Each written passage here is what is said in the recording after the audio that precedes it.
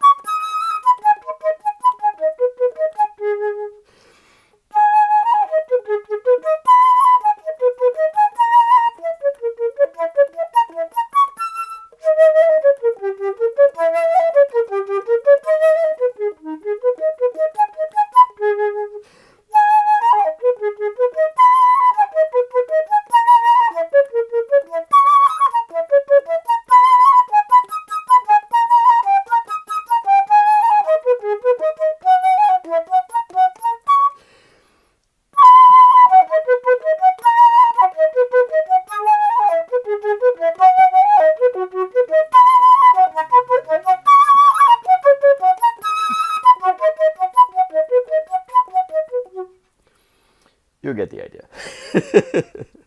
So it repeats back to the beginning and then ends at the fine. I'm tired. So what's the purpose of Andersen Opus 11? The purpose is to figure out where to place your grace notes. There are a lot of ways to do it. If you are very relaxed about your rhythm, then you feel pushing the grace notes as close to the actual beat 2 of the eighth note as possible. But you can get really mathematical about it. For example, we know that each of the 6/8 measures are divided into 3 groups of eighth notes. On beat 1, we have the eighth note and then grace notes attached. On beat 2, the second eighth note of the measure, we have triplets. So I would recommend that you subdivide the first group exactly like the second beat. By that I mean, first practice with 3 16th note triplets on the first B.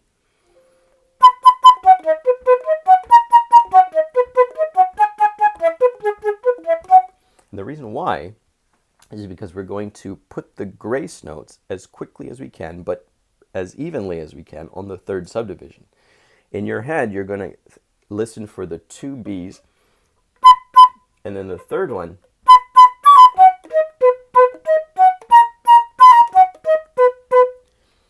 In that way, every single time you play the grace notes, it'll be as close to consistent as possible. And that's what we're working on in this etude. Consistency of eighth note, grace note, not eighth note, but of grace note placement. Repeat. The goal of this etude is to work on the consistency of the grace note placement. Another challenge that we have is that we have a lot of accidentals. For many of you, if you've not seen this symbol before, let's see if I can turn it around for a second. Yes, this symbol right here, that's a double sharp, F double sharp, and I wrote the actual letter for you in here. F double sharp means to raise the note it's attached to by 2 half steps. So if you took a regular F and raised it by 1 half step, a regular sharp, it would be F sharp. raise it again, and it would be G. We have a lot of those in our key signature. Watch your F sharps, C sharps, G sharps, D sharps, and A sharps. So then not only do you have to worry about the key signature, but you have to worry about all of those accidentals as well. This etude, like many of the other Andersen etudes, are very taxing. They're about building your stamina.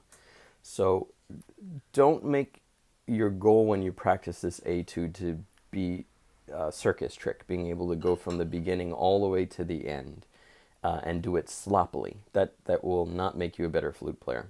Instead, be really strict with yourself. Record yourself constantly over and over, and make sure that you are achieving every single one of those grace notes as evenly as we practiced earlier, subdividing. If they're not, just mark them with a pencil. Make an extra copy of your etude. Sit down like you're the judge of a famous international flute competition, and take your pencil and judge yourself as you would judge any other flutist who is not yourself. We're often very, very good at giving our advice as to how somebody else can play better.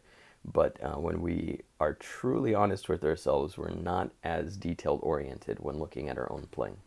So please sit down, analyze your own recording, and take a piece of paper and a pencil and mark all of the places that you feel that you weren't excuse me, that you weren't as even with your grace notes. With that, I wish you good luck and happy practicing. See you next time. Bye-bye.